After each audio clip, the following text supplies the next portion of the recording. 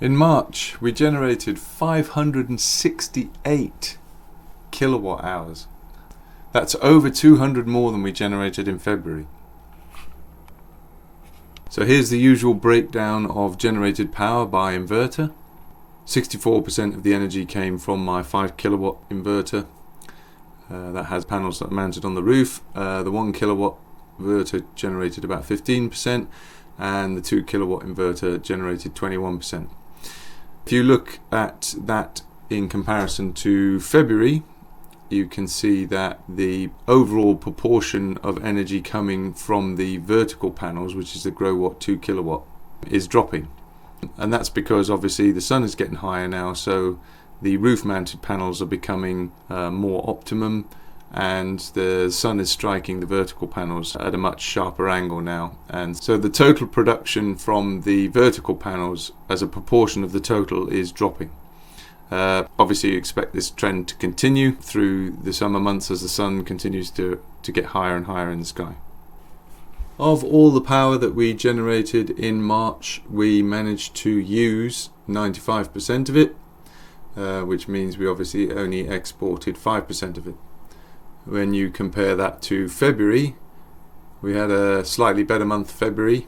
We managed to utilize nearly 97% of all the power that we generated ourselves. So a slight dip there. I was fiddling around with the source code for my automation system, Monocle, and I did introduce a few bugs which I caught after about a day. So there was a bit of leakage that shouldn't have been there, and I think that probably accounts for that few percentage difference. But overall, 5% export is pretty good going. 95% utilization is I'm pretty pleased with that. We only had to import 271 kilowatt hours in March. That's 130 kilowatt hours less than February. Obviously, as we're generating more, that means we need to take less from the grid. The worst day was the 4th of March, and that must have been a pretty grey day. Yeah, a few little spikes going up as high as maybe 1.8 kilowatts, something like that, but on the whole all the generation is below a kilowatt. So yeah, not particularly good day. So the best day was the 29th. Is that the same as your best day?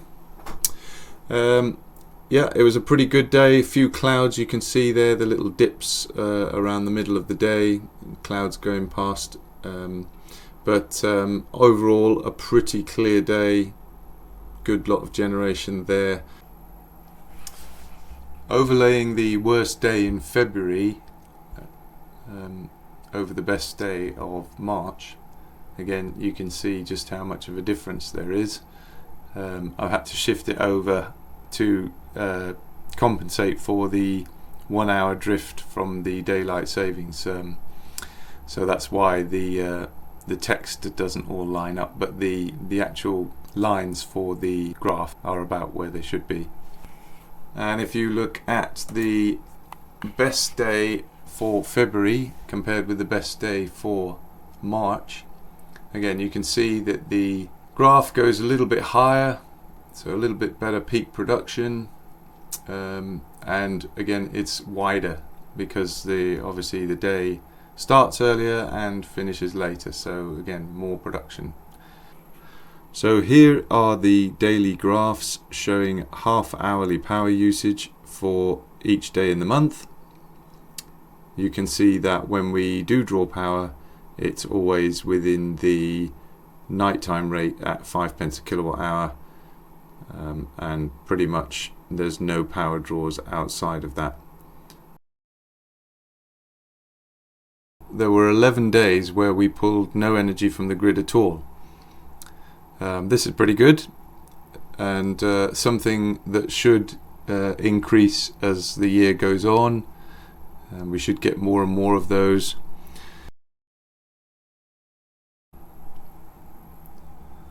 So the longest off-grid streak for March was 3 days, and this is a new record for this year so far.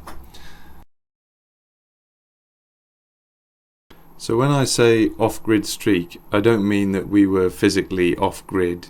I mean that we pulled no power from the grid. So in essence, we could have been off-grid. I expect in the middle of the year to be doing probably many weeks in a row. But at the moment, 3 days is the current 2021 record. So this is pretty good. 2/3 of all of our energy for March was self-generated. We only had to take 1/3 of our energy from the grid. When you compare that to the month before, February, you can see that 57% of the energy was coming from the grid.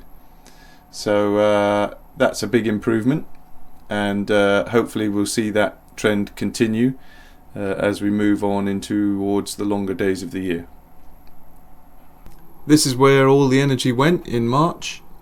You can see that 11% of it went in the PHEV, and 28% went into the Leaf. 9.2% went into the hot water. That will probably grow again as the year goes on, because we're generating much more power now. We've got a lot more going spare. So once the cars are all full and the house batteries are all full, if there's still power remaining, that's where it's going to go into the hot water. So because we're generating that much more, I'd expect to see a lot left over after the cars are full. So yeah, hot water should be growing as a percentage of usage now. Gaming, yeah, this is making up 15, nearly 16% of our energy usage just on gaming. So that's been quite enlightening since I've put the energy monitors on the games consoles. It's really quite interesting. And we obviously use the washing machine, and 15% went on anything else that's not metered, so the oven, fridge, freezer, those kind of things. You may have noticed in the February one that the other section was quite large as a proportion of the total, and that's because I discovered a mistake in my graph generation routine. So the other in the previous month also included energy that was used to store in the batteries, which shouldn't count towards power usage, because that energy obviously gets counted again when it gets released and used in these other devices like the cars and the house and the washing machine and those sort of things. So it shouldn't be counted in the other section. So I've rectified that problem now, and so this new pie chart gives a much more accurate representation of the proportions of power used on the different devices in the home. So that's it for another month. Please subscribe, and I'll see you on the next one. Cheers.